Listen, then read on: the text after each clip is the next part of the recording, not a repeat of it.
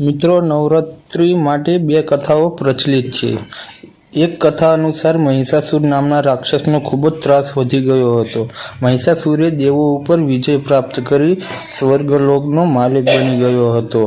તેણે ત્રણેય લોકમાં ત્રાહિમામ મચાવી દીધો હતો. મહિષાસુરના ત્રાસથી છુટકારો આપવા દેવોએ આદ્યશક્તિને વિનંતી કરી. માં આદ્યશક્તિ પ્રસન્ન થયા અને મહિષાસુર સામે યુદ્ધની શરૂઆત કરી.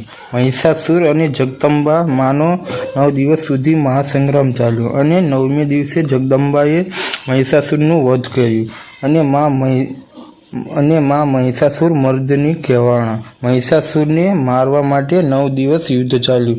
એટલે માની આરાધના 9 દિવસ સુધી કરવામાં આવે છે. આ 9 દિવસ માએ અલગ અલગ રૂપ ધારણ કર્યા હતા. તેથી 9 દિવસ અલગ અલગ રૂપની માની આરાધના કરવામાં આવે છે.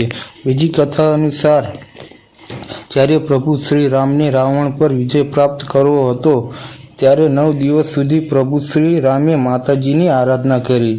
ઉપાસના અને આરાધનાથી માતાજીને પ્રસન્ન કરી અને રાવણ પર વિજય પ્રાપ્ત કર્યો. આમ અધર્મ પર ધર્મનો વિજય પ્રાપ્ત થતાં લોકોએ નવરાત્રિનું વ્રત શરૂ કર્યું.